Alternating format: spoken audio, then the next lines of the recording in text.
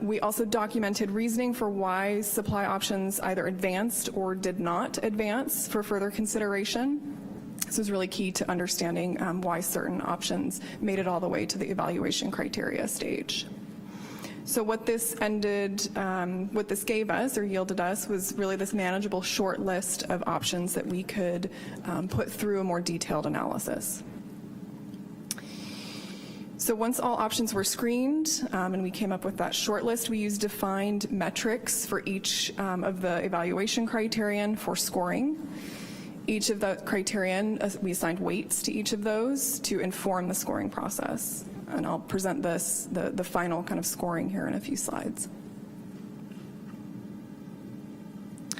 So here are 18 options for initial assessment. They can be broken out into these 6 categories: groundwater, purified recycled water, or potable reuse, non-potable recycled water, desalination, surface or stormwater, and water use efficiency. Under groundwater, we've got these 5 options. GW1 is looking at adding additional extraction wells. GW2 is converting the city's existing emergency wells to full-time production wells.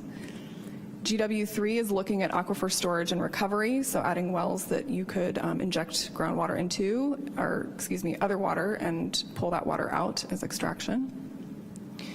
GW4 is looking at regional groundwater extraction wells. Are there opportunities to partner with other agencies?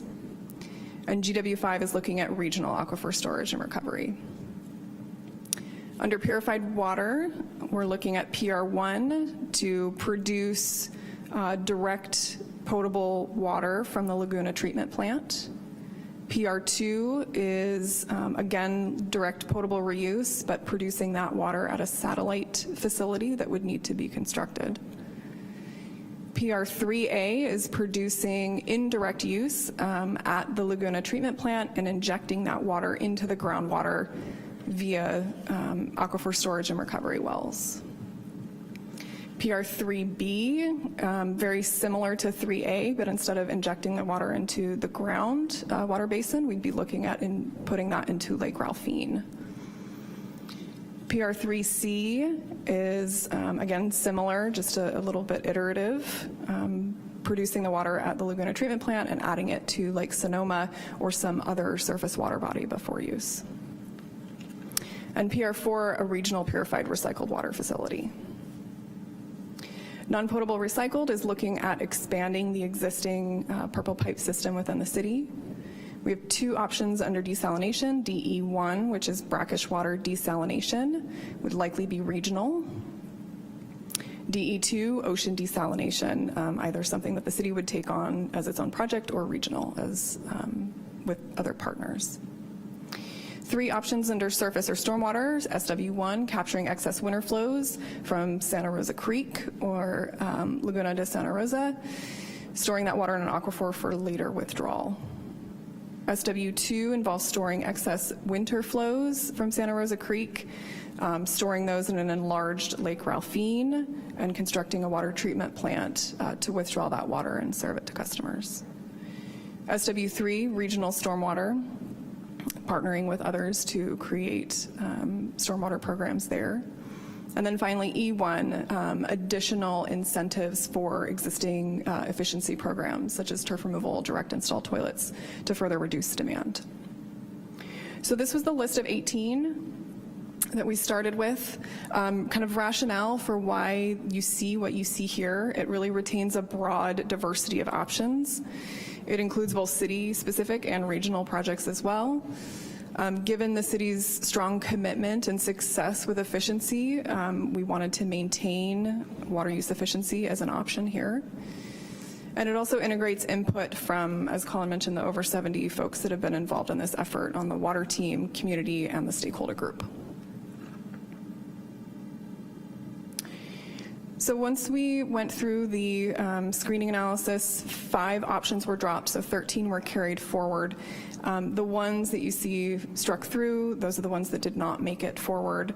And as I mentioned briefly before, the rationale for this largely has to do with efforts that have already been, that are already underway in the case of SW3, regional stormwater, or an option just wasn't feasible, looking at PR3B there, Lake Ralphine just not having the capacity to support that effort and the cost effectiveness around that. So that's why these 5 were dropped.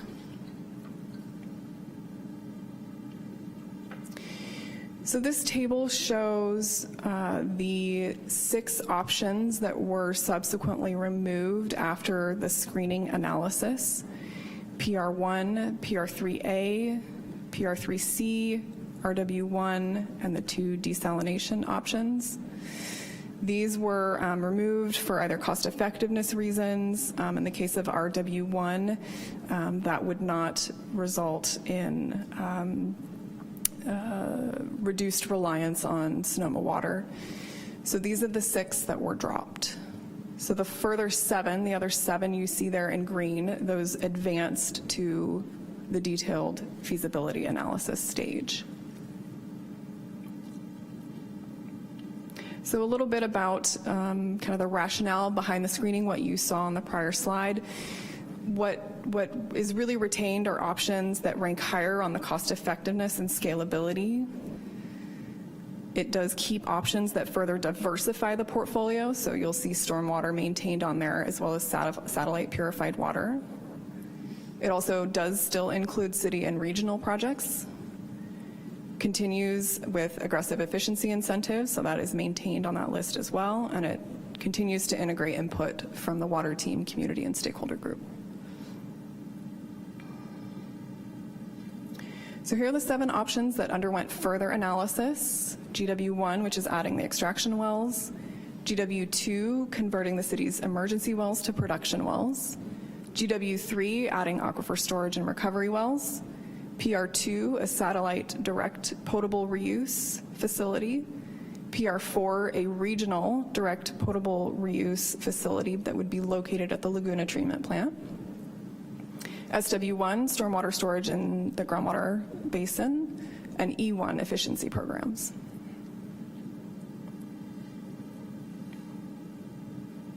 So this table shows the evaluation criteria and the weights that were used to evaluate those 7 supply options. So I'll walk through this. Cost effectiveness, first criterion. We looked at capital and O&M costs for this criterion. It was weighted high by our stakeholders and water team and received a score multiplier of 5. Scalability, as I mentioned, can the capacity be tailored to meet the need? How much can you scale the water coming from that option? That was also weighted high with a score multiplier of 5. Those 2 were part of the screening analysis, which is why they have that 5 multiplier score. Resiliency, equity, environmental performance, all of those received a score multiplier of 3. Legal, permitting, and regulatory, city control and interagency coordination, and whether or not the option was considered multi-benefit, received a score multiplier of 1.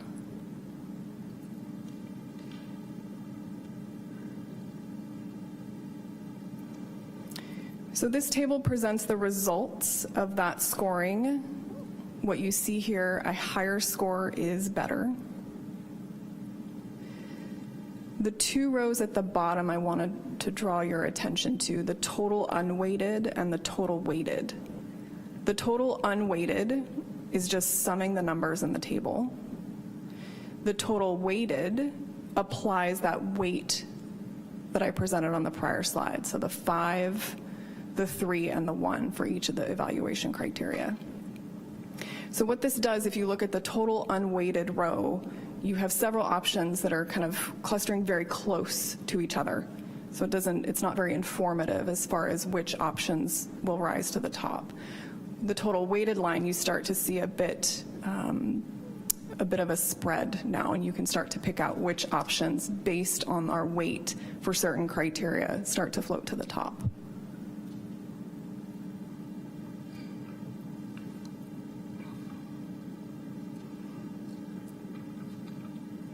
So now I'm going to talk a little bit about our draft portfolios that we're currently working through. So when we sat down to start thinking about how we're going to develop these portfolios from the supply options that we have, we wanted to use a variety of themes to develop these to capture different outcomes. So in this case, we're talking about 4 portfolios centered around the themes of least cost, fastest implementation, most water, and most flexibility. When I present the portfolios, you'll see that we use options that score well in multiple portfolios. So you'll see water use efficiency and converting emergency groundwater wells. You'll see those in each portfolio. But the portfolios also include other options that further diversify the portfolio. So you'll see stormwater included as well, and satellite purified water. One thing we thought quite a lot about when we were putting these portfolios together is the implementation logic. How would you actually go about implementing the elements of this portfolio? And then finally, Colin had mentioned that we did receive some really great feedback from our stakeholder group on the portfolio. And so we'll talk a little bit about that today, but what you see today will represent lots of hours from the water team, community, and stakeholder group in developing these. So this is our draft portfolios. As I mentioned, there are 4. Those are represented by the columns on the right. Portfolio 1 being the most economical, Portfolio 2, fastest implementation, Portfolio 3, maximizing water, and Portfolio being the most flexible or most adaptive. So on the left, the furthest left column, you'll see the 7 supply options. The X's indicate that they are included in that portfolio. The 2 consider options in Portfolio 4 will go into a bit more detail on what that means, but it doesn't necessarily mean that they would be fully implemented or implemented at all based on the implementation logic. In Portfolio 3, we're suggesting that SW1 be studied further, but that it may not actually be implemented.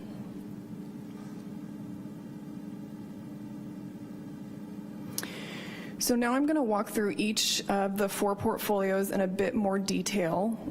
Each of the 4, I'm going to present 2 slides on each. One will be this implementation concept or logic that you see on your screen now, and the second slide will be around its cost and yield performance. So you'll see those 2 slides for each of the 4 portfolios. So starting with Portfolio 1, we have water efficiency, E1, and GW2, which is reclassifying the existing emergency wells as full-time production wells. Work would begin right away on both of the components of this portfolio. Water use efficiency could be phased out depending on the need at the time. GW2 would begin with a technical study and CEQA, regulatory process, design, and then actual construction and operation.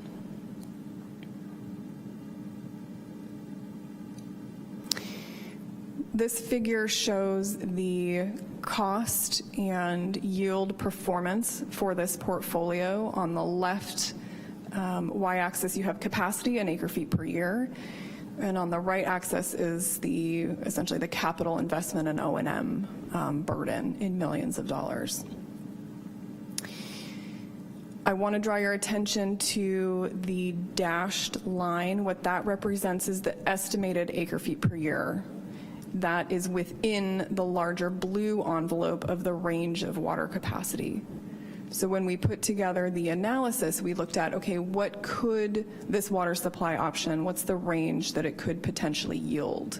And then what is a kind of a realistic number within that band that we could assume for our planning purposes? So that's what's represented there. So in this case, you can see that Portfolio 1, if you recall one of our water supply goals of 7,500 acre-feet per year, at its high end, Portfolio 1 could provide that. But reasonably, what we're assuming is that it would provide about 5,000 acre-feet. So you can kind of see how that can inform decision making.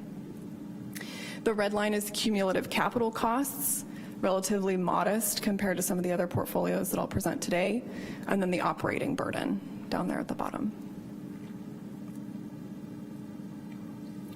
Portfolio 2 is essentially the same as Portfolio 1 with E1 and GW2, same implementation concept. What this portfolio adds is new extraction wells, GW1.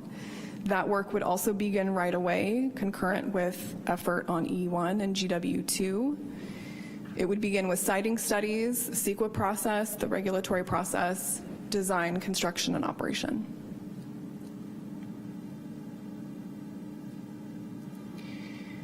So again, this figure showing the yield and cost performance for this portfolio, a much larger envelope here,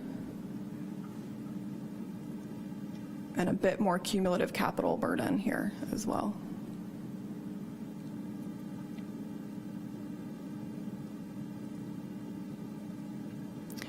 For Portfolio 3, recall this portfolio's theme was around maximizing water. So we're kind of throwing everything at this. We've got E1, GW2, and GW1 similar to the prior portfolio. What we're adding here is direct potable reuse and stormwater capture in the aquifer. The way that this would work, this is where we start to see some of this implementation kind of rationale come into play. So direct potable reuse would begin with planning studies and then would just take off running. You'd continue working towards advancing that component of this portfolio. For SW1, we're really looking at what could this option provide as far as getting a bit more detail around its yield. So that work would begin with planning studies and stormwater modeling. Where is that water coming from and what is the yield? What could we use with that? Once those planning studies and modeling are complete, we would pause on this effort and look for feedback from how the other options are performing. So once we understand how much demand has been impacted by water use efficiency, what our actual yield is for GW2 and what our actual yield is for GW1, we would make a determination at that point how much further we'd want to invest in SW1. And if at that time it was determined that additional water is needed, then design, construction, and operation would continue for SW1.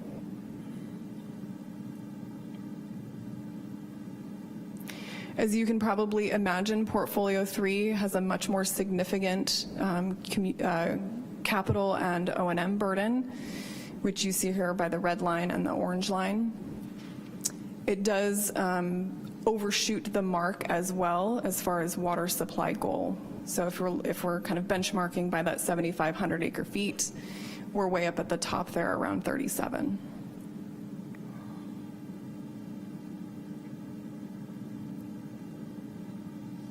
So Portfolio 4 is where it starts to get interesting, and we start to look again at how we can be a bit more adaptive and more flexible. This was something that we heard pretty consistently from our water team, stakeholder group, and community.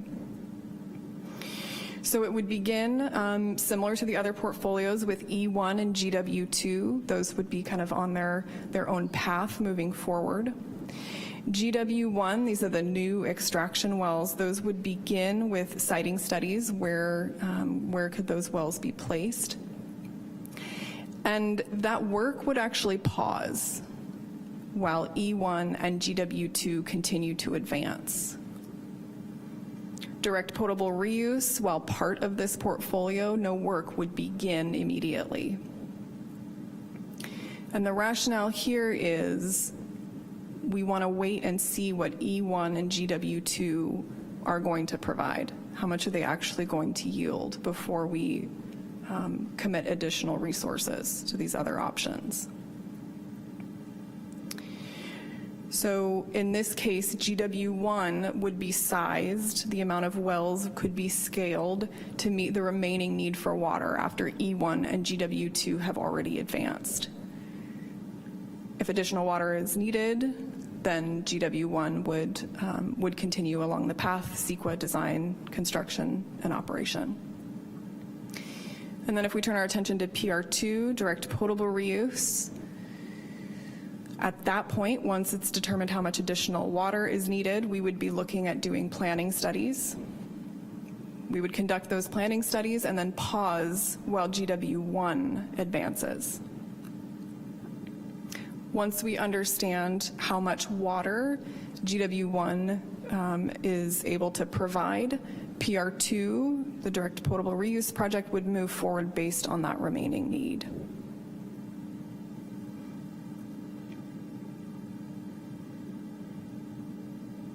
So here's the cost and yield performance for Portfolio 4. Not as severe as Portfolio 3, but certainly more than Portfolios 1 and 2. The other thing to note is this portfolio still does get us more water than our water supply goals at a pretty significant capital cost as well.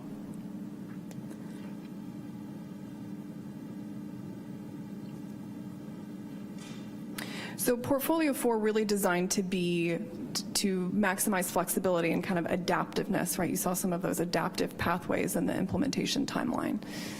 And some of the benefits of looking at supply options and implementing portfolios in that manner is that each component or each project within that portfolio has really well-defined milestones at which a project can be rescoped, moved more quickly, slowed down, scaled up, scaled down.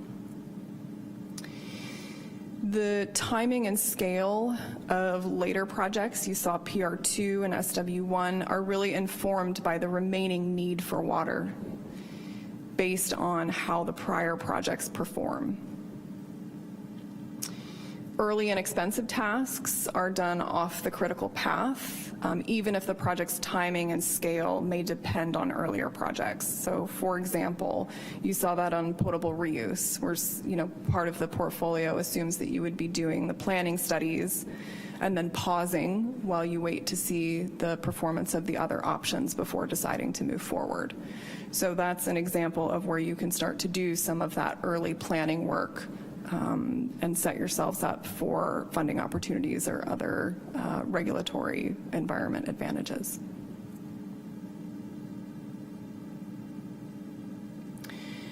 So Colin had mentioned that we did receive some feedback from the stakeholder group on our portfolios and wanted to share with you their thoughts on Portfolio 4.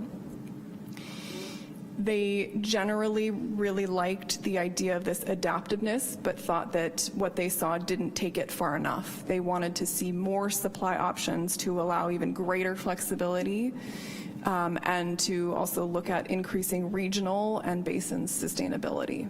So that was very important to them.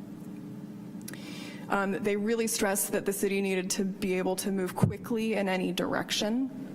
And so that kind of feedback flows down into three sub-points here. The first is related to groundwater siting studies. They asked that we consider sites eligible for extraction wells as well as ASR wells to support basin sustainability.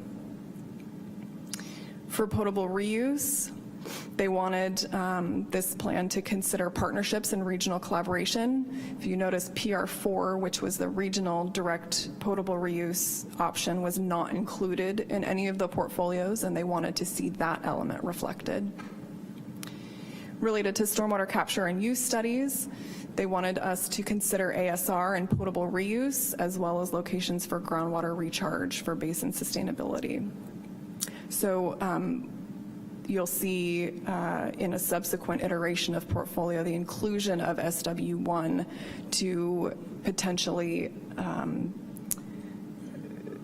provide water for the ASR groundwater wells. So that was very critical to the stakeholder group as well.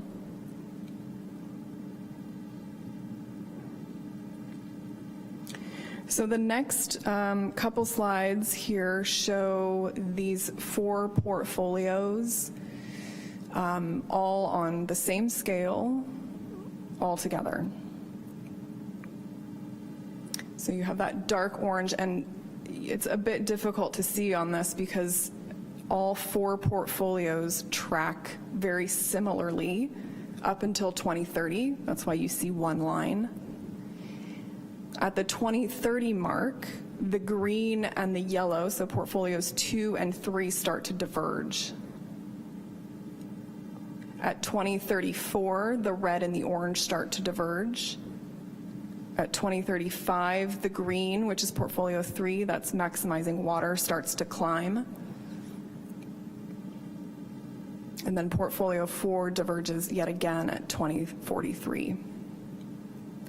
So you can kind of see how each of these portfolios, how they're implemented, and when certain components come online, when that water yield would be expected.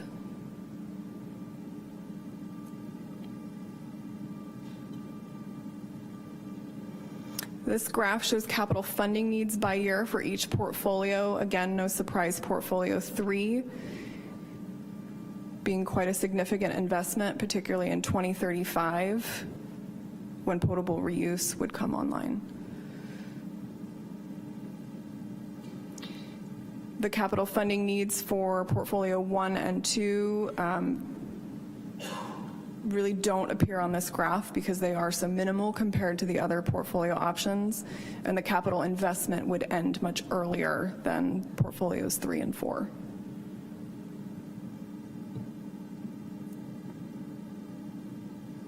This is cumulative capital investment through the planning horizon 2045. Again, portfolio 3 in the green, quite significant, followed by portfolio 4, portfolio 2, and then portfolio 1 at the bottom, following the x-axis.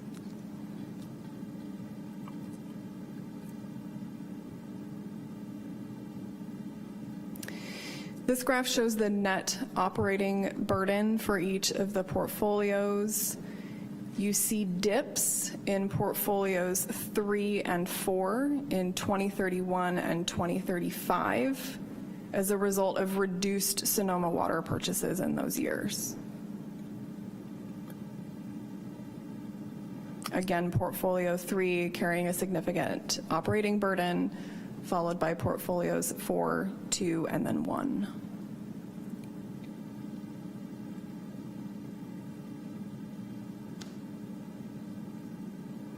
I'll now turn it back to Colin to discuss next steps. Thank you very much, Katie. Can you advance to the next one for us? Thank you so much.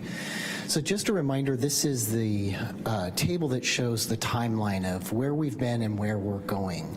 So today we're here before you with a study session. We'll go before our community with a highly interactive webinar on August 28th. We'll come back to you in September at your second meeting to do a study session on the draft plan, and that draft plan will integrate all of the stakeholder input from the water team, the stakeholder group in our community. And in addition to what Katie pointed out with portfolio 4 expanding, we're also looking at portfolio 4 having a variety of variants, different pathways, even within this very adaptive pathway for portfolio 4. So there's additional work that you'll see there. And then we'll bring that to City Council, their next meeting following your looking at the draft plan. And then in October, we'll present the final plan to you first, and then present the final plan to City Council in October. This is to remind the public that we do invite them to attend on August 28th, our highly interactive webinar to talk about all of this information. We welcome their questions, their comments, their suggestions. We'll provide a project update. We'll provide similar kind of information we've provided to you. We'll have a Q&A period throughout. We'll probably stop at different points along the way so that they can ask questions. And also there'll be live Spanish interpretation, as we've had with all of these community meetings. If folks want to go to our website to learn more or to see some of the video of any of the public meetings, whether it was a BPU presentation or one of our community meetings, they're welcome to go to srcity.org/ourwaterfuture, and we do have information about the upcoming meetings, the meetings we've already had, the PowerPoint presentations, and we'll be posting the technical memo and the draft plan very soon there as well. So at this point, we're very excited to ask you for your thoughts, your questions. We're looking for whatever questions you may have on the information that we've presented. We're also interested in your thoughts about the 7 water supply options that made it through the screening process, and also about your thoughts about this idea of having 4 different portfolios in the draft plan that would allow us to have different options moving forward. I will say one thing about the 7 water supply options that we may have mentioned in our previous talk with you when we came to you and told you we were going to study these, and I think it's important to remember. Any of these that didn't move forward into portfolios are not, excuse the pun, they're not dead in the water per se. They are simply options that didn't rise to the top based on all of the stakeholder input and the analysis that was done. But none of them are being recommended for no movement ever in the future. They just didn't match the criteria that we had at this time. So if there are other kinds of options in there that you have questions about, we welcome those. But we also want to make sure that you know the plan will not say that those are to never be considered. They're just not the ones that rose to the top at this time. So thank you, and we'll be happy to take any questions and your comments. Thank you very much for the presentation. I'll open it up for board member questions, comments. Vice Chair Arnone. Thank you for that presentation. It's been a long journey. I remember the first time I remember talking about this project with you, we talked about the project, not the scope of the study not including desalinization. And I don't know, that might have been our first study session back in January. I think we had a study session then. But at the time, you know, I remember saying, yes, we're going to add that to the list. And I was very pleased to see that it was, in fact, added to the list. I was not as pleased to see that it had been removed from the list before the opportunity for even scoring or having it participate in the same analysis as the 7 options that did make it through. And I would love to have seen how that would have scored in some of those things, because, I mean, there was a discussion about the importance of scalability earlier on. I can't imagine a more scalable project than having the entire ocean available as a source of water. So it seems it might have scored well there. True, it's going to be a very costly option, but you had others of the 7 that had a 0 score for costliness. So, you know, having it be expensive doesn't seem like it should be a complete disqualifier for study. It seems to me that all the options that are being reviewed are all subject to one of the biggest variable factors that we're going to be facing, which is climate change. Every one of the options depends upon, you know, somehow climate-related water water that is available as a consequence of our climate, whether it's groundwater, whether it is the amount of recycled water flowing through the system. All of those are subject to being impacted by massive droughts, which I think we should anticipate. And you know, since we're looking at a really long planning window, to eliminate desalinization from the analysis over that period of time, it seems like that was a little premature to eliminate it. So I was concerned about that. I had some other kind of other comments about things like water efficiency. I believe it's an option, but I believe that the weight assigned to efficiency is probably more than I would have assigned to it, given the fact that we have had such an amazingly good response from our ratepayers in decreasing the amount of water they use on multiple occasions. And at some point, that's got to lead to hardening. And so to put any faith in the ability to plug this gap with efficiency measures seems problematic to me. Let's see. The other thing that I didn't see an analysis of, and maybe it was there, I just didn't see it, but a lot of these options rely upon reuse of our recycled water in different ways. And right now, a lot of our recycled water is committed contractually to the geysers. And I didn't see any analysis of how the prior commitments might impact the availability of recycled water in any form to plug these gaps, and what might have to be done with our existing contractual obligations to make that happen. So I think that's about it. Those are kind of my comments. Well, thank you. If it's okay, I'd love to respond at this point. Great. Those are terrific questions and comments. We struggled with all of those as well.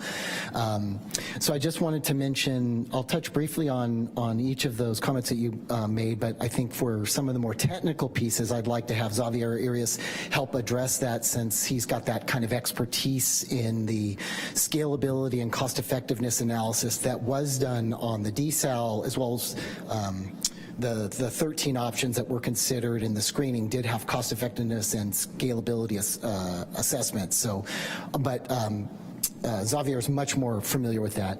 But I wanted to mention, just in terms of anticipating drought, you're right. And so what we did very consciously in the modeling was, rather than rely on the last 100 years of drought record, I asked them to assume that the last 20 years are going to be what we're looking at. And as you know, we had 9 very dry years in 20 years. So I asked them to increase the likelihood of drought recurrence considerably and assume more severe drought. So we did look at this as though, you know, not as though we're going to be looking at what we've had on average in the last 120 years. So that modeling was made a little bit more conservative in terms of assuming a higher risk of drought and a higher severity of drought. So I think that was a very good point, and that was something that was on our minds as well. In terms of water use efficiency and hardening, you're right, we've seen that already. With the 3 droughts that we've had, and with 30 years of water use efficiency programming and 30 years of early adoption on building codes and plumbing codes and landscape codes, we've seen that use per person go down so far. And in this last drought, our community did a terrific job of reducing, but they were only able to hit 18%. The previous 2 most recent droughts, they hit 25% reduction. So definitely we see demand hardening. What we're looking at with those aggressive water use efficiency programs are doing programs that typically don't quite meet our cost-benefit ratio. They're a little bit more expensive than we would normally be able to do under our current sort of approach to water use efficiency.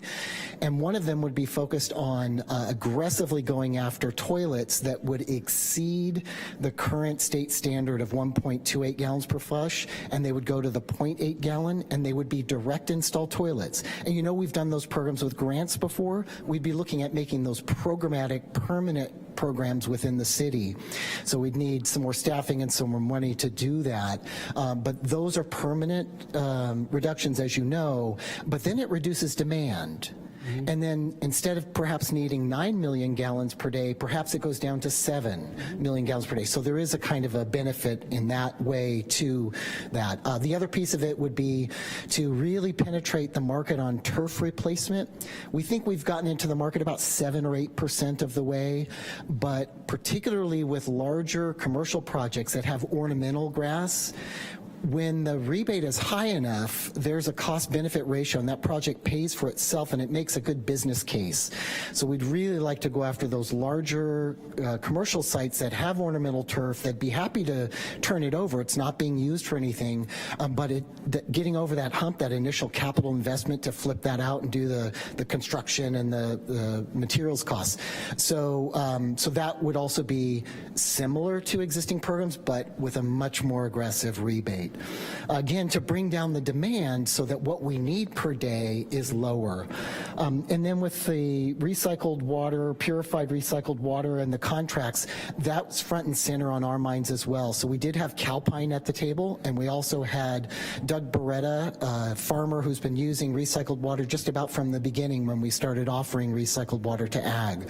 So they were voices at the table in this discussion, and they were the ones who still wanted to make sure that this became something that was included in the portfolio. So they're very cognizant of, there's sort of a risk in a way, but they're also very interested in things like how they might contribute to other efforts, like using farmland for flood irrigation in the winter, using stormwater to penetrate and recharge the groundwater. So they're looking at how could they help achieve those goals and help, you know, make sure that we're able to be sustainable in our water use.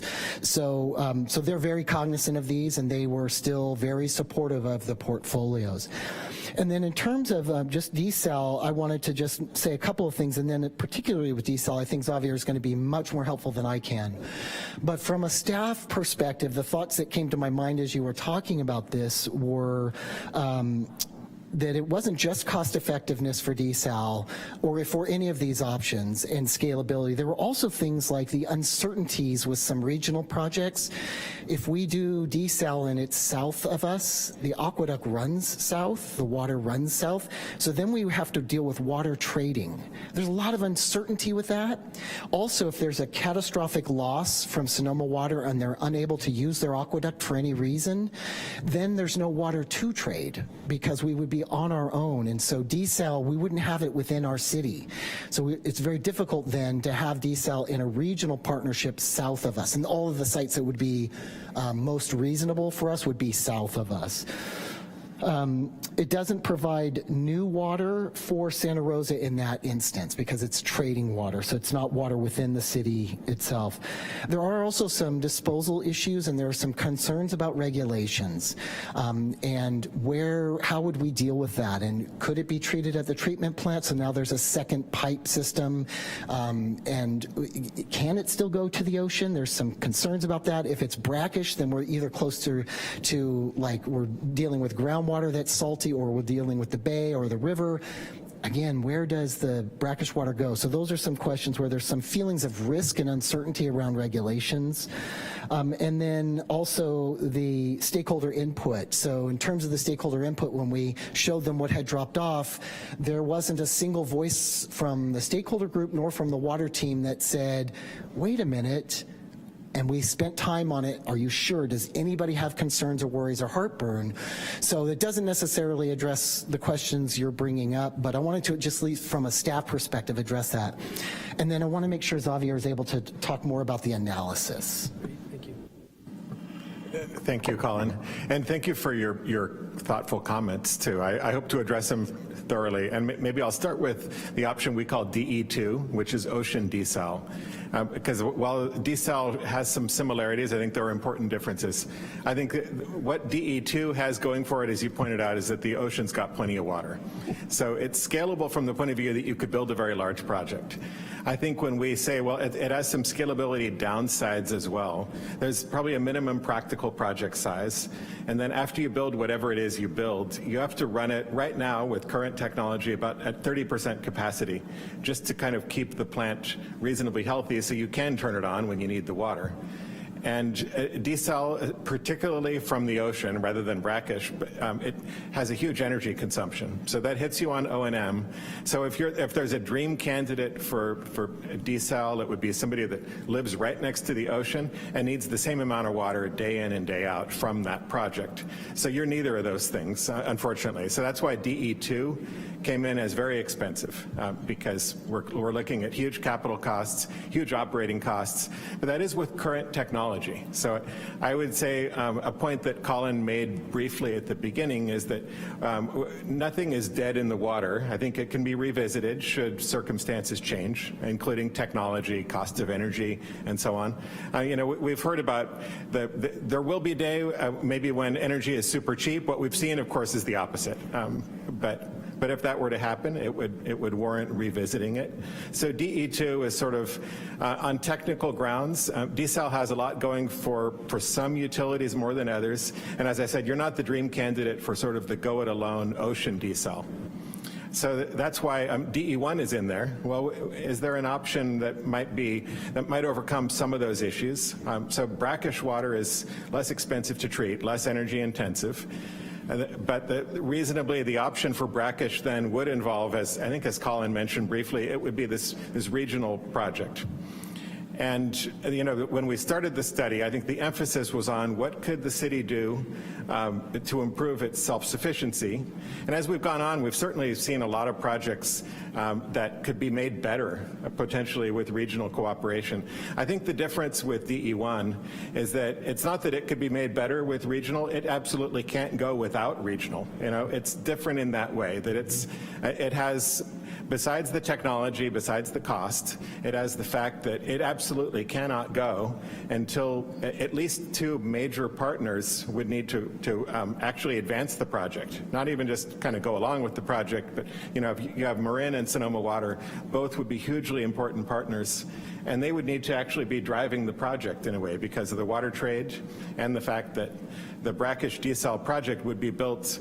In this case, we looked at Marin Municipal. It's a project that has, it has pros and cons. It may someday go, but as you know, it has formidable obstacles just on its own. So we thought with the sheer weight of that, it wasn't the cheapest option by far. I mean, it's up there in the higher cost options. Not to say that we didn't include a high-cost option. Purified recycled water is high cost, and we did note that, well, that's there to diversify the portfolio. But a really important difference is that's something that the city can do on its own and can opt in and scale it as you see fit in the future. And knowing that it's expensive, you saw it's presented as, it's not something you go charging out of the gate and do. And it has its own technology and cost issues. And so with that, we thought, well, that one does happen later, and it has some of the same cost burden as desal, but a lot more ability to determine your own future on that, because it is your own stream of incoming water. The facility would be built within your service area.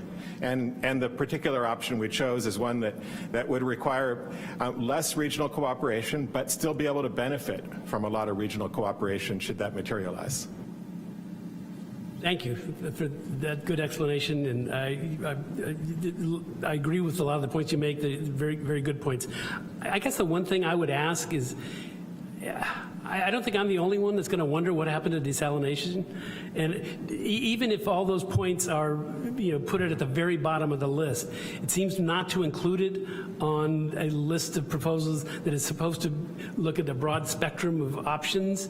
There should be some reference to it somewhere, when we get to the final product. So I'm just wondering if to consider at least adding it to the scoring matrix, if nothing else, just so you can have it readily available, those areas where it doesn't make sense, and be able to respond to what I think is going to be a natural question.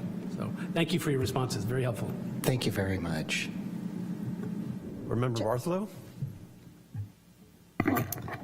Thank you, Chair Galvin, and thank you for that presentation. That is a lot of information. It sounds like quite a few people put a lot of thought into this, and thank you very much. So my first question is sort of an overarching question.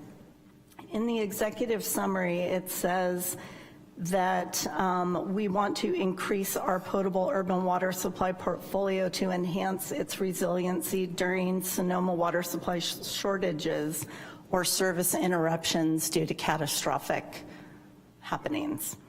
But I guess my question is, are we creating this for just that 9 out of 20 years, or once this infrastructure is put in place, might it just be a better idea for us to be, providing 30% more of our own water? I guess I'm kind of unclear on that ultimate goal. Should I keep going, or do you, okay. I'll leave it to you to decide. Yeah, happy to address that, or happy to wait until you've shared all of your thoughts, whichever you prefer. I'll keep going. Okay, terrific.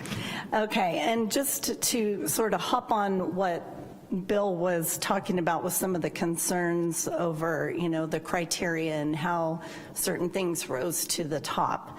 I'm curious as to how resiliency ended up a 3 instead of a 5. Resiliency is our ability to pivot, right? And because there's so much unknown in the future with regard to climate change and whatever other catastrophes are going to hit us at some point, I just, that would have changed some of the different portfolios, I think, a little bit. And so I'm curious about that. And, well, that's it for now. Well, terrific. Yeah, happy to address both of those, and then I'll turn to the team to see if they have anything to add. So in talking with our operational folks about the reality of adding these kinds of capital assets and considering what would make the most sense, and then in addition looking at if we were out 10, 15 years and we're looking at these major shifts in water supply, such as purified water from our recycled plant, that needs to operate 24 hours a day, 7 days a week, at least at some level, 30% or greater, to be operational of whatever its capacity is. So if it were 6 million gallons per day total, we need to at least do a portion of that to keep it operational. And then looking at wells, they need to be exercised. It's a good practice once they're up and running, because they typically have a kind of treatment plant that does best if it's run 24/7, green sands to help remove iron and manganese, that sort of thing. So in talking with our operational folks, it seems reasonable that we would at some level run whatever projects we've built, we would use them. And wells would likely be seasonal, so maybe 6 to 9 months a year, and then they rest in the wet years to recharge, that sort of thing. We also have to be careful about groundwater sustainability, and that we're balancing, recharge projects with extraction projects. So, but yes, it does seem to us that there would be some level of running those projects. Scalability would allow us, for example, to run wells at a lower GPM or for fewer months. With purified recycled, it could be that it's, again, a smaller percentage in very wet years and a higher percentage in dry years. So there is some scalability built into that, but we do think that these projects would operate on some level each year. That does show up in the cost effectiveness model. So what the team did, Woodard and Curran, took all of our input and they then averaged what the use would be, dry years versus wet years, how many dry years we expect, how many wet years we expect with that climate modeling, so that could be integrated into the cost benefit. So it does take into account, we'll likely operate whatever it is we build to some degree every year. And then in terms of the criteria with resiliency, so one of the things we did when we worked with our stakeholders was we asked them what were the most important, both the water stakeholders, the community, and then the stakeholder group as well. What were the things that were the most important to them? And the two that were the most important were scalability and cost. Obviously, our stakeholder group and our community are very sensitive to rates, what the rates are, and what, how this could impact rates. This didn't include a rate analysis, but any new project would in some way affect that. So because of that reason, and also because they were used twice, those criteria were used for a screening process, in which case those 6 of those options didn't pass over that hurdle to go on for the additional analysis. So they were used twice, and they were the most important to our teams. But we do agree resiliency is incredibly important, and we made sure that all of these options would have resilience in the face of long-term extensive drought, to the best of our understanding and knowledge, particularly, for example, with groundwater, if we're looking at recharge coupled with the groundwater projects. So hopefully that helps. I'm not sure, did that address? And just for anything to add? I think I would just say that your comment around resiliency and that being an evaluation criteria, I think the way that portfolio 4 was structured, right? The way you define resiliency is kind of flexibility to pivot. The design of that portfolio really is meant to address that, and that's some of the comments that we got from the stakeholder group, that we weren't doing enough of that. So the next iteration you see will provide more of that. Board Member Walsh. Thank you, Mr. Chairman. First, I want to say I think it's a very well done study. I like the process, and I think to come out with the more obvious, lower priced projects first to actually identify actual savings, and then have decision gates to go into the next one. That adds a lot of comfort to the project. So you're reducing the project management risk when you develop these portfolios. I appreciate that and the explanations. And I do agree with Member Arnone and that some of the obvious, the more intuitive questions that the public would want answered, sort of the global answers that people look for. And I'm wondering if we could consider just adding enough additional project task to at least write a white paper, how we would consider this and when we would reconsider it if we don't get what we need out of the other projects. Even if we just kind of did those as side projects, I think that might be helpful. Desalination is going to come up. Also, the stormwater use, people were just asking, hey, wait a minute, we're in a drought, you're charging us extra, we've got a cap on how we can use water, and my backyard's flooded.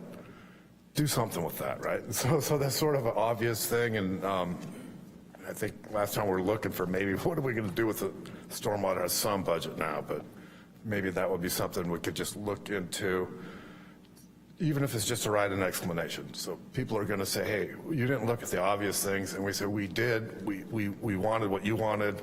It didn't pan out unless you really want to pay more. So that, but I think that's an important part of this for the public acceptance. But I think it's a well-done study. You gave us enough to consider and argue about, and it's kind of like you get into the family money talk when it's budget time. You get into the water talk when everybody's thirsty. Here you go, but you didn't duck anything, so I appreciate that. On the what does equity mean when we consider this in the criteria? To me, it's how much do poor people have to pay for water bills to make sure that corporations and rich people get the water they need. And so one of the questions I had is, what's the marginal increase in revenues if we model the future economic benefit of water? So what's the highest use of water and at what price? And so if we assume every contract we have today is going to continue forward, rather than what would those constituencies be willing to pay? And do we include in these net cost studies for some of these options that are will be done after the efficiency programs and the how do we price this? Or assuming all prices are today, will the geysers pay more or less in the future? We don't know that. Are they willing to pay more or less? If we prioritize ag for reuse before the geysers, is that a different price? So I think before we start, having people that don't have big ag interests and aren't selling energy to PG&E or wheeling it to Sonoma Clean Energy and to people that can afford solar on the rooftops, I think we need to consider that. Who's paying how much for now, and what would it be worth to them later if we start running out of water? And did we calculate all the increase in revenues, not just a decrease in purchases from Sonoma Water? Thanks very much. Thank you. If I could, I just wanted to make sure you had mentioned that you agreed with Board Member Arnone about the public wanting answers, and I think you were referring to desal and making sure we discussed that more thoroughly. Was that correct? Absolutely, yes. Okay, thank you. You mentioned the stormwater discharge. It just seems like at some point, even though the projects are pricey, there may be somebody willing to buy that when we start running out. And if we prioritize first use of water, it's going to be the residents. All right, and then what's the next project and who's willing to pay how much for it? So if we get down to the negotiations, I've never even seen the geysers contract. Maybe we could look at it, but it's maybe within the next 15 years off. Yeah. It's a great project. It absolutely has to happen. Saves the environment, reduces environmental impact for everybody. I'm not saying it's not going to happen. It's beautiful. It's an investment worth maintaining. But it's just one of those things was, how did we consider added revenues? So at the marginal cost, what are the marginal increases in revenue? And then if we find you just look at when you do a profit maximization curve, just do the same thing with the benefit of water for our constituencies. Thank you. Thank you very much. And just for clarity, this doesn't consider the marginal cost of revenue. That wasn't included in the scope of work. So, but I do think that as you've seen with our rate studies, we do look at the projects that we have and the projects that we need to do, and that does get involved in that rate study process. So I'm sure that in the future that is absolutely something that would be considered. The other thing I wanted to mention was I really appreciate your comments about stormwater and how folks can experience flood in the middle of a drought, and how strange that is, that's the sort of climate that we're experiencing. We're in close communication with the stormwater team. They're watching this, and Deputy Director Sean McNeil is involved. He's on the water team with this. And so we are already starting to think about how could projects that meet their stormwater best management practices, low impact development needs, how could those projects and groundwater recharge projects sort of work together, find common funding sources, that sort of thing. So that's something that's on our minds as well. It's not super obvious from the technical memo and from the draft plan, but it's certainly internally, we're constantly looking at that multi-benefit, so I really appreciate it. Thank you. And I appreciate your sensitivity to it. I think it's a great study. You put a lot of it out there. And I'm more comfortable asking you the obvious questions than me trying to answer them. So if you can help us out and just, have some white paper or side comments to say, here's what we looked at and why, that would be great. Because, everybody's willing to have something that somebody else pays for, right? But I think we need to be able to answer the obvious stuff. Thank you very much. You're welcome. Thank you. Board Member Bartholomew, did you have a follow-up? I did, thank you. And yes, thank you for the stormwater. I mean, you hear all the time, if we could capture more of that natural stormwater that's falling from the sky, and as our storms become more intense as they have, that's super important. My question was super specific. There was a chart that showed portfolios 3 and 4 in 2031 and 2035. There are going to be reduced water purchases from Sonoma Water. I'm just curious, how do you know that already? What does that signify? That it just seemed really crystal ballish. I'll go ahead and have Katie Cole address that question. Yeah, it's a great question, and it is, I probably should have prefaced all of those slides with the number of assumptions that went into how you would implement these portfolios. So if you recall the implementation concepts, there was no scale, right? Kind of all those dots and all the lines. There was no scale. It's just time moving forward. For the purposes of the graph that you're talking about and the graphs surrounding that, we needed to put some assumptions about how these elements in the portfolio would actually be implemented. What's the timing, the duration of CEQA for a groundwater well versus a potable reuse project? So I would not take it to the bank that's exactly what you're going to see. It really depends on how you implement these. And again, having those decision points in each of the portfolios allows you to speed things up, slow things down, scale, right? We talked about that. So the dip may not be as severe. It may be more severe. It may come earlier. It may come later. But for the purposes of the plan and providing the city some kind of roadmap, if you will, about how this could actually play out, that was the assumption that was used.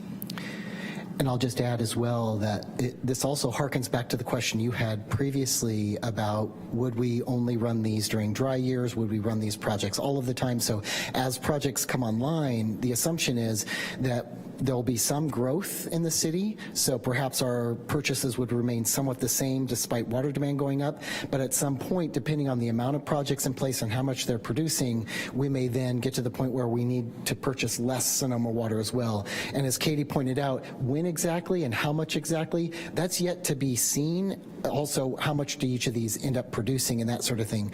But we do anticipate that we will have more independence and we'll be able to have more freedom to reduce purchases at times as we have more resiliency as well. Thank you. Board member questions or comments? I would just echo what's been said up here at the dais. I was concerned when I saw the lack of the desalinization option. Also feel that I'm glad to see the GW1 and GW2 because I feel like we've kind of dropped the ball in the last few years. We were exploring wells, both emergency and production wells, and drilling some test wells and stuff, and then it seemed like we just kind of stopped. So I'd like to see that really be an emphasis, hopefully, in going forward. Board Member Badenford. Excellent, thank you. Thank you very much. Just a few comments and appreciation. The stakeholder engagement one, it looks like you really did a deliberate job on trying to incorporate from a community-wide scale, a landscape scale, a residential and agricultural. I think it's one of the most robust stakeholder groups. I work with several of these in my day-to-day life, and I know that you took really deliberate feedback from them. From everyone who is a user to engineers and former, BPU members. So much appreciated. I just want to echo, even if it's to just confirm its rank, that it didn't meet the criteria on desal, it's just such a long-standing, reoccurring idea that by nature, technology may change, energy costs may change. So even if it's a narrative or a full ranking, I'd like to see that in there as well. Excellent. Thank you so much. Any other board member questions or comments? Mr. Nutt? Thank you, Chair. Just a quick question about GW3, and it's identified as one of the 7 that's moved forward in the study and the evaluation, but quite frankly, there's not a lot of detail or information about how that's being included in the discussion. And so I'm wondering how we can describe more information about the injection component, the aquifer storage component, because in the study it talks about that being valuable component and needs to be integrated with all of the other groundwater well projects. But when we get into the presentation, there's a lot less information about how that's going to be included, what value that holds, and what steps we might take during any of the portfolio discussions to determine where it might fit in or might not, and what the rationale for potentially not being valuable is. So that would be the question I have as you move forward, is how do we incorporate that particular piece? Oh, thank you, Assistant City Manager Nutt. That's a really important point, and it's one the stakeholders brought out as well in our stakeholder group meeting when we went into detail with the portfolios.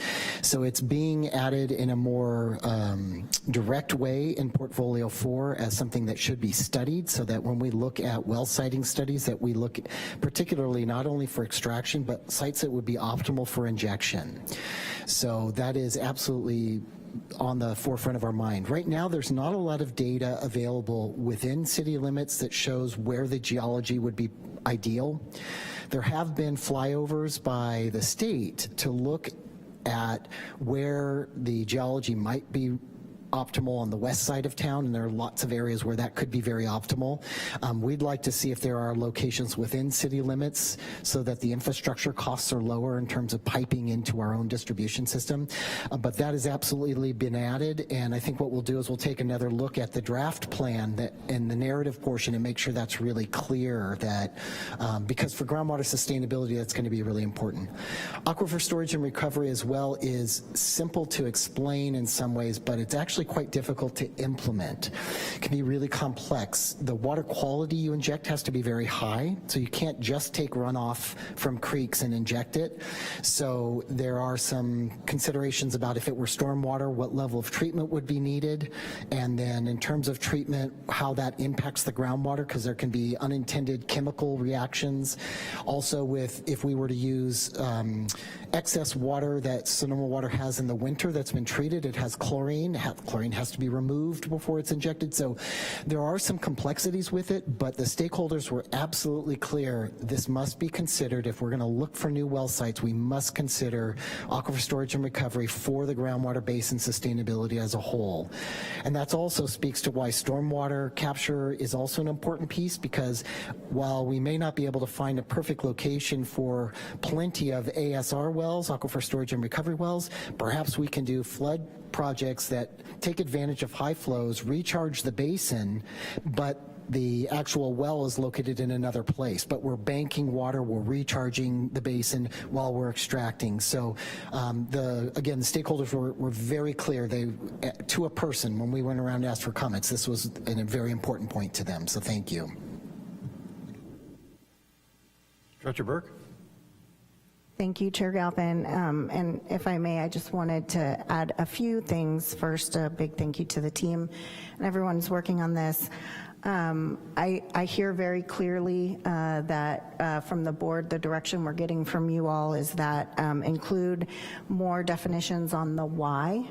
Some were not included, so we will make sure that that is in the plan. As was mentioned earlier, it doesn't mean that we won't bring this back, and so we'll also include not only the why it wasn't selected at this moment, but what would be the triggers to have it come back in the future. This is not going to be a one and done plan. We are definitely going to be revisiting this over time, and it starts providing us the pathway of where we're going to go. I did also want to note on the question about well, two things I wanted to note. One is on the geysers. Our current contract does expire in 2037. And so we are starting to think now, what does that mean and what will that look like in the future? And by doing this process where we're focusing on what do we need on the potable water side for resiliency and how recycled water factors into that, that starts to let Calpine know this is what we're thinking in the future so that we can start having those discussions as we get a little closer to the contract being completed and looking at what future is. You know, it's going to be a lot of discussion and negotiation that we're going to have to do with Calpine, and we recognize that. But this is starting to say, hey, start thinking about your plans because we're thinking about our plans, right? And then the other thing too, I just want to note about stormwater, which I think most probably recognize. While stormwater capture, we're definitely very interested in figuring out how we can get it into the ground. You know, some of the comments that were made by some of the board members about, will people see it flooding? Absolutely, and we can't use that water as it exists, right? So just because it's flooding the streets and what have you, it needs to be in some kind of storage area. There is not a likelihood that we will ever see another big dam built, so we're not going to see that. So we're figuring out how could we potentially slow that down so it gets in the ground, but then it does have to be treated to be used. So it's not just something that we can say, oh, yep, we've captured it and we can use it. It doesn't meet drinking water standards. So there's definitely a big process, and so stormwater capture really does have to go hand in hand with some kind of recharge and then groundwater so that we treat it to appropriate levels because we can't use it just in the form it is right now. So I just wanted to provide those comments and just thank the board very much for your direction and input. I know we took a lot of notes, and I hear very strongly and clearly. We'll do some relooking at some desal, and we'll make sure we include the why on some of the other reasons and then the triggers going forward for when it would be appropriate to revisit some of these projects. Great, thank you, Director Burke. Any other board members? Yes, Vice Chair Arnone. I just want to say that this kind of planning, this kind of discussion, I think is so incredibly it's important, and I'm very proud of being part of an agency that is engaging in this advanced look at our core mission. And I think this is a really healthy process, and thanks all the people that were involved in this study, but this is right at the core of what we should be doing, and we're doing it ahead of the curve, not behind it. So I just want to thank everybody involved for that. Well said. Any other questions or comments? If not, we'll open it up for public comments on item number 3.1. If you wish to make a comment via Zoom, please raise your hand. If you're dialing in via telephone, please dial *9 to raise your hand. Secretary Ledesma. We have no one in chambers wishing to make a comment. No voicemails or emails were received, and no comments in Zoom. Great, that'll take care of item 3.1. Thank you again for the presentation. We'll look forward to seeing the next reiteration of the draft plan. Item 4.1, 4.2, and 4.3 are the minutes from July 20th special meeting, July 20th regular meeting, and August 3rd regular meeting. I'll open it up for public comments on the minutes approval. If you wish to make a comment via Zoom, please raise your hand. If you're dialing in via telephone, please dial *9 to raise your hand. Secretary Ledesma. No one in the chambers wishing to make a comment. No voicemail or emails were received, and no Zoom comments in Zoom. Great. All three sets of minutes will be entered then. We'll now move to item 5.1. Director Burke. Thank you, Chair Galvin and members of the board. Our first staff briefing is our Creek Week 2023. And unfortunately, one of our staff who was going to present had a conflict, and so we are going to have his supervisor present. And we are very excited to have Claire Myers, our Stormwater and Creeks Manager, do the staff briefing.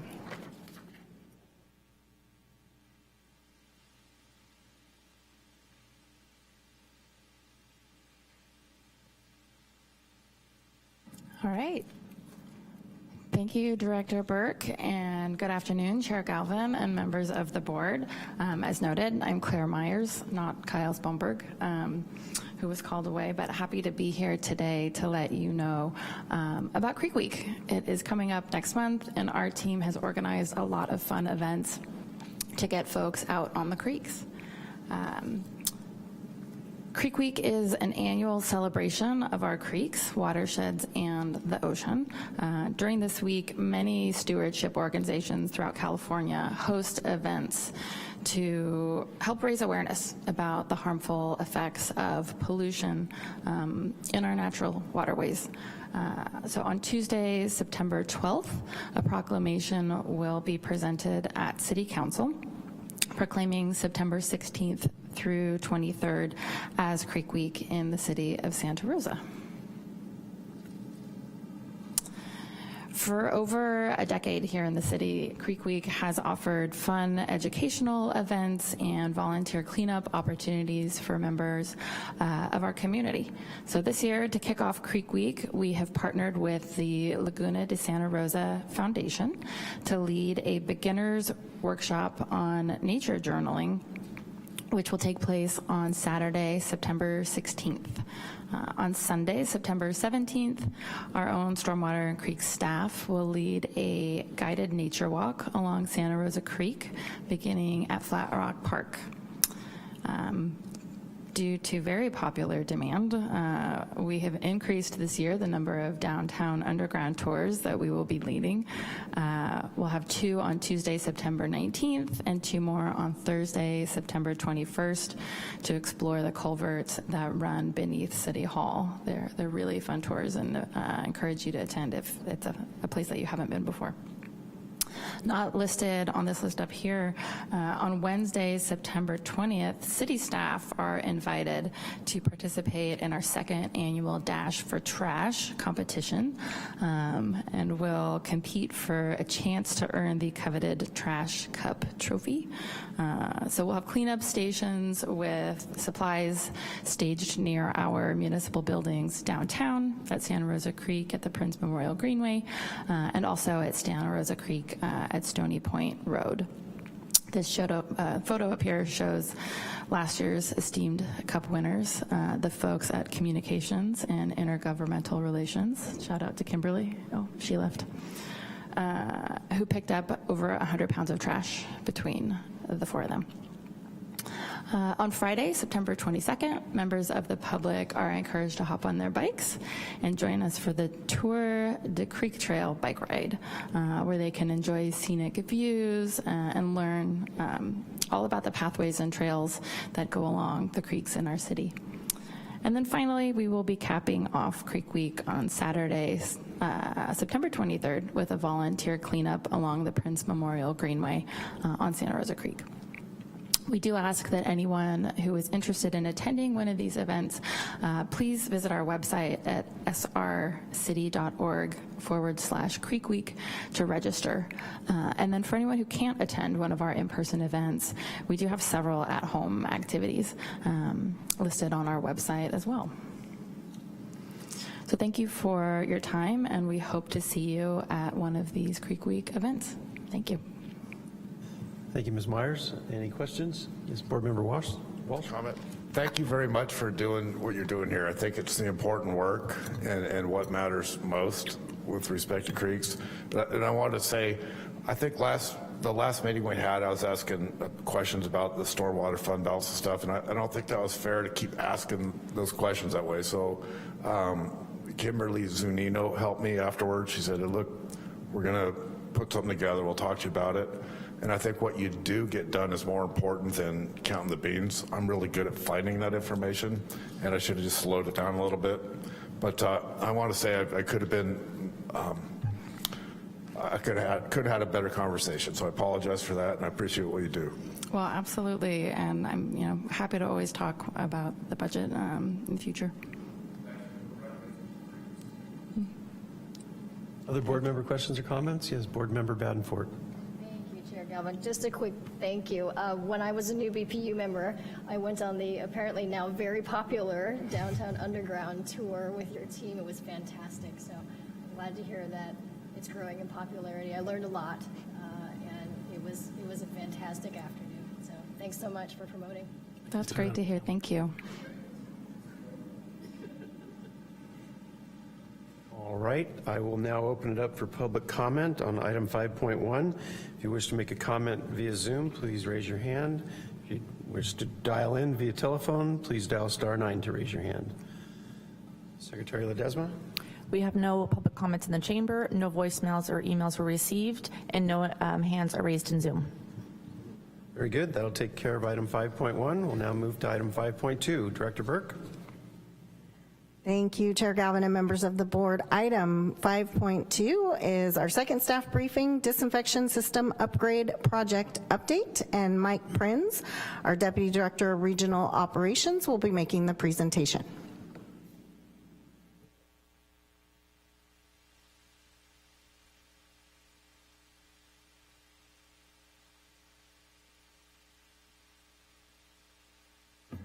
Thanks, Samantha. Good afternoon, Chair Galvin and members of the board. I am happy to be here to give you an update on the pretty significant capital improvement project we have going on out at LTP. I have a ton of photos to show you. In the interest of time, I'm going to go very fast, but the presentation has been published, so if you want to take in any of the photos, some of which I'm pretty impressed by myself, later the presentation is available. But the first slide, I just wanted to point out how dramatically the site has changed from an aerial perspective. On the left is the condition, obviously pre-construction, and on the right is an aerial photo taken maybe as recently as 2 weeks ago. I do want to emphasize that I have a lot of aerial photos in the presentation, and I want to give credit to Joseph Easterbrook at SOMAS, who's part of the construction management team. He's been doing a fabulous job keeping me visually updated from perspectives that I cannot see from the ground. So anyway, thanks to Joseph for that. This is another perspective, more or less just showing you a little more of the plant. Similar perspectives, similar time frame. Again, these are published, so you can look at the details in the published version. This project's been underway ultimately from a planning perspective through construction over a span of about 10 years. There have been a lot of players at various junctures throughout the project. We have a new player, and that is Shimmick Construction. They are the contractor on the project. They have a lot of staff with a lot of different skills. Some of them are commuting great distances, including, I've heard, up to 3 hours. I think it's worth acknowledging the effort that is being put into the project from them. And then also SOMAS is represented by the icon at the upper left. They are a new player on the project as well. Moving on, there was groundbreaking last October. I think some of you may have been in attendance. That was a pretty momentous occasion. We actually even had some dignitaries featured in this room, including our own director, Jennifer Burke, and we have the city manager, Marquisha Smith, on the right, and at the time, the mayor, Chris Rogers. Moving on, this is sort of after the groundbreaking, what things looked like, and this is a view more or less to the southwest towards the main gate, and this is just the initial cut of excavation for the biggest part of the excavation, which is for the off-spec and stormwater pump station wet well. Those two pipes that just look like an elevated section in the excavation are actually the original effluent lines from the treatment plant headed towards the original discharge location, which is no longer active and hasn't been for quite some time. They had to obviously be removed out of the excavation. This is the beginning of the shoring installation. Actually, there's a fair amount of shoring installed already in this photo, but that was a pretty significant and arduous effort to get those sheet piles into the ground so that the excavation could be done in a concentrated footprint to minimize the area. of the excavation. This is another photo, obviously taken with the drone. It's really hard to figure out which photos to show you because there are so many great photos that have been taken with the drone. Again, thanks to Joseph for those. This is just to show you the scale of the sheet piling and sort of a two-shot time series to show you how it goes in. Some of those sheet pilings go in relatively quickly, others seem to get stuck and encounter really resistant materials and move more slowly. But nonetheless, we got it all in, and there's been a lot of excavation work done. This picture is a fairly recent photo as well that shows a bunch of, they almost look like whiskers in the bottom of the excavation, and those are micro piles to provide uplift resistance due to groundwater on the bottom floor of the wet well. Those tie into the foundation, or the bottom slab of the wet well. It's busy. It's very busy. There's a lot of people working in various capacities throughout the project site. The existing hypochlorite storage facility that we have is in conflict with part of the footprint of the new facility. So what you see here is the construction of a new hypochlorite storage facility. It's the slab and the containment structure. This is just a different perspective of that. It's a pretty significant construction effort in its own right, but we needed to do this in order to get the existing hypochlorite storage facility removed from the facility footprint. Another perspective there. There's a significant OSPEC diversion pipeline that needs to be constructed as part of the project. This is the beginning phase of that trenching. A 42-inch pipeline is going to be installed. This is just the opposite perspective of that photo. If you were to go to the upper left of this photo, you would come to where that pipeline will end and terminate at the flow equalization basin where off-spec water would be diverted. That large structure that you see there is forms for what is in this photo, the diversion discharge box. That's obviously before the concrete was poured, and this is what it looks like now. That's about 80 yards of concrete. There have been some safety issues. I want to make a very large caveat. There's been over 70,000 hours of labor on this project and no reportable injuries. Nonetheless, there have been some concerns. We had a dump truck tip over. That truck was totaled as a result of that. There was just some clay material stuck in the top end of the bed of the dump truck when it went up, and over it went, and the truck was totaled. No one was hurt. That's just another perspective on the damage. We have some operators on the crew who are a little too determined at times to get heavy things off of flatbed trucks, and this was a definite safety issue which the contractor took extremely seriously, and it was, I was glad when the loader came all the way back down to the ground when I took that photo. Rebar, whenever you have a lot of concrete on a project, you have a lot of rebar, and there can be significant impalement hazards, which was a concern. We've very well addressed that with the contractor, and the orange caps that you see on rebar there represent a normal protective measure to prevent impalement hazards. There have been challenges. Access and traffic control at the plant is affected. Staging is challenging because there's not a lot of real estate at the plant to store things for construction. Flooding is a problem in the winter. We have to keep the plant operating during all points in this project, which is challenging when certain items of work need to be done. And we are making some design enhancements when opportunities present themselves during the project, and the timing of that can be challenging. This is just to represent that we do have road closures at the plant to do this project. Sometimes things show up unexpectedly and roads get closed unexpectedly, such as this case where some pipe, large diameter pipe, was being offloaded. This is the construction project during flooding conditions. It's a pain when this happens, but the contract includes provisions warning the contractor about flooding. This is the condition in the bottom of the main excavation where we had mats, crane mats, floating in floodwaters in the bottom of the excavation. All of this comes with a price tag. We've made a lot of construction payments so far. Starting in November, we have a bid price of $68 million in the project, and that's represented by the yellowish line at the top of this chart. We are going to be making progress payments every month between now and when the project ends in 2025. We have not had to pay any change orders yet or pay for any change orders yet. They will be represented on this chart in the future when I present a version of this chart in the future. But so far, we've paid just under $20 million. The maximum payment was actually our first payment, which was nearly $6 million, and our minimum payment to date has been just under $1 million. So with that, I'd be happy to answer any questions that you may have. You did it in under 10 minutes, too. I was over my allotted amount. I apologize for that. No, you weren't. I was timing you. I'll open it up for board member questions and comments. Board member Walsh. Just one comment. I think seeing the administrators with the shovels, that was a little more dangerous than that truck. All right, thank you for the update, Deputy Director Prinz. I'll open it up now for public comment on item number 5.2.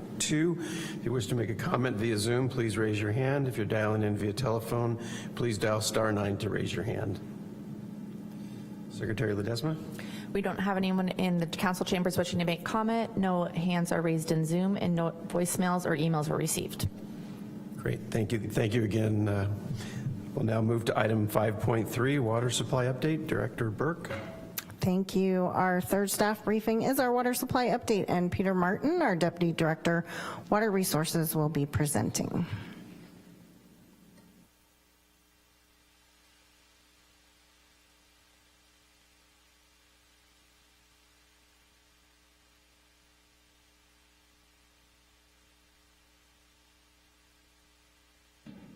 All right.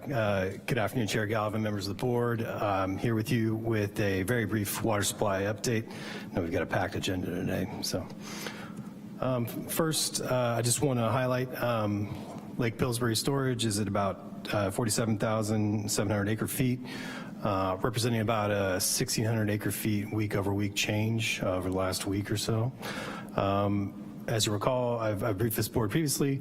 FERC is in the process of approving PG&E's variance request, which should be, may actually already be in place at this time. So I would expect that black line this year to start to tail off and flatten out for the remainder of the year as they are allowed to reduce their releases into the upper Russian River. So.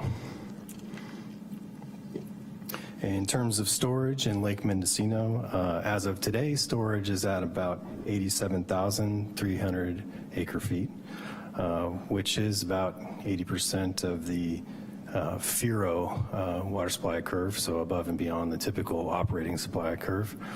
So water supplies remain plentiful. That represents about a 1,750 acre foot change in storage week over week. Releases are at about 200 cubic feet per second in the upper Russian River. And in terms of Lake Sonoma storage, story hasn't changed much with the exception of the fact that storage has now moved back into the storage pool. So if you recall, up until the last few weeks, the Army Corps was still operating in their flood control pool. So they passed over those operations to Sonoma Water this month. So in all, about 242,000 acre feet of storage and 107 cubic feet per second releases. So yeah, the big story is obviously they're out of the flood control pool in August. So. And then just generally just wanted to recap some of the messaging this month to our customers. We're going to continue to encourage customers to take advantage of our Water Smart programs. We'll be out there putting a lot of media out this month about that, promoting the Water Smart Garden Maintenance Manual. It's never too soon to start thinking about winterizing your garden and planning ahead for that. And then also promoting the water smart irrigation recommendations for your service area, as well as the needs of your specific low water use plants. It's been a little time since the water use efficiency team came with the agreement for the funding for the direct install program. I wanted to give a brief update on a couple things that have occurred recently. We closed the request for qualifications in July. We did receive 6 responses, 4 of those being local firms, so actually a good response. And some of those were approved. 1 did drop out this last week after we had a coordination meeting. But it looks like we're going to have plenty of pre-qualified plumbers to do the work, so that's a very good outcome. In all, this phase 1 funding is going to install about 2,000 toilet packages. Over 500 customers, I think we're up to about 530 customers have already been, actually I think, I take that back, it's 600 now. Customers have been pre-approved for the program. That will be the $1.5 million funding that we received from the state and their earmark under the last fiscal year budget. Phase 2, we did apply for funding through the Bureau's Water Smart program, through the Sonoma Marin Saving Water Partnership. A carve-out has been made for the city of Santa Rosa to get funding again for an additional phase 2 of that funding. So stack those on top of each other. You've got about 2,000 toilet direct installs going on in the coming years. So, and then just in terms of the marketing of that program, I wanted to come back and let the board know at the board's direction, we have concluded our outreach specific to the mobile home parks and our H2O customers. City Connection articles, radio, and several newsletter articles have gone out. We're also doing direct outreach to certain customer classes, as well as putting up posters in publicly available spaces. Of course, I forgot to mention that marketing has been done in both English and Spanish. You can see some of the materials right there on the slide there as well. So customers who want to participate are asked to go to srcity.org/toilet. That concludes my water supply update. I'm happy to answer any questions you may have. Thank you, Deputy Director Martin. Any questions or comments from the board? Very good. Thank you for the update. We'll now take public comments on item 5.3. If you wish to make a comment via Zoom, please raise your hand. If you're dialing in via telephone, please dial *9 to raise your hand. Secretary Ledesma. We have no one in the chambers making a public comment. No hands are raised in Zoom, and no voicemails or emails were received. Very good. We're going to move item 5.4 to our next board meeting, as we will not have a quorum if Board Member Bartholow recuses herself today. So we'll now move to the consent calendar. We have one item on the consent calendar. I'll entertain a motion. I'll move adoption of the consent calendar. Second. We have a motion by Vice Chair Arnone, seconded by Board Member Badenfort, to approve the consent item. At this time, I'll open it up for public comments on item 6.1. If you wish to make a comment via Zoom, please raise your hand. If you're dialing in via telephone, please dial *9 to raise your hand. Secretary Ledesma. We have no one in council chambers wishing to make a public comment. No hands are raised in Zoom, and no voicemails or emails are received. May we have a roll call vote, please? Yes. Board Member Bartholow? Yes. Board Member Badenfort? Aye. Vice Chair Arnone? Aye. Chair Galvin? Aye. This passes with 4 affirmative votes, with Board Member Wright and Walsh absent. Thank you. We have no report items. I'll now move to item 8, which is public comments on non-agenda items. If you wish to make a comment on item 8, please raise your hand on Zoom or dial in using *9 on your telephone. Secretary Ledesma. There are no public comments in the council chamber, no voicemails or emails were received, and no hands are raised in Zoom. Very good. We have no referrals. We have no written communications. Do we have any subcommittee reports? Hearing none. Do we have any board member reports? Board Member Bartholow. Thank you, Chair Galvin. I would just like to thank Director Burke and the staff for the great tour of the geysers last week. It was really fun hanging out with you, Jason, and and Board Member Walsh and the other Santa Rosa City staff. I learned so much. I mean, the scale of that operation is absolutely mind-blowing, but it was such a great tour, well organized, and I remember one of the staff members saying, without Santa Rosa recycled water, the geysers would have literally lost all their steam. So, thank you. Very good, thank you. I'm glad you were able to make that visit. We'll now take public comment on item number 12. If you wish to make a comment via Zoom, please raise your hand. If you're dialing in via telephone, please dial *9 to raise your hand. Secretary Ledesma. We have no comments in chambers, no voicemails or emails were received, and no hands are raised in Zoom. Thank you. Last item on our agenda is the director's report. Director Burke. Thank you, Chair Galvin and members of the board. I have two quick items for you today. First, I wanted to let you know that we are in the process of finalizing our pathogen special study, and this was a study that was required by our last MPDES permit. This study analyzed any potential pathogens that may exist in our recycled water ponds. We gathered samples weekly for 5 months, analyzing the bacteria in the ponds, and we have some good news to share. Our study shows that the recycled water ponds are not a source of pathogenic bacteria into local water bodies. So that was really good news. We will be finalizing the study and submitting it to the Regional Water Board before the due date, which is July of next year, 2024. I also wanted to let the board know, thank you very much for the action that you took at your last board meeting regarding Wright Elementary School. Following the approval of the water service agreement, we went out and had our local crews set up a temporary meter to provide city water to the Wright Elementary School while the process of completing the permanent connection continues.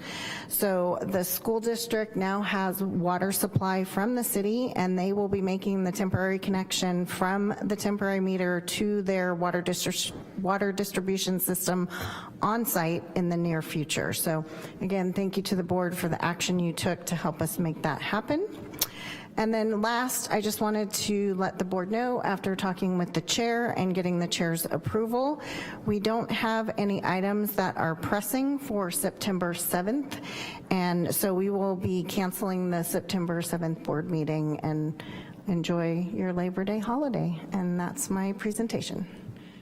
Thank you. Any questions or comments for the director? Very good. We'll now take public comments on item number 13. If you wish to make a comment via Zoom, please raise your hand. If you're dialing in via telephone, please dial *9. Secretary Ledesma. We have no comments in the chambers, no hands are raised in Zoom, and no voicemails or emails were received. That concludes our agenda for today. Thank you all for being here, and we are adjourned.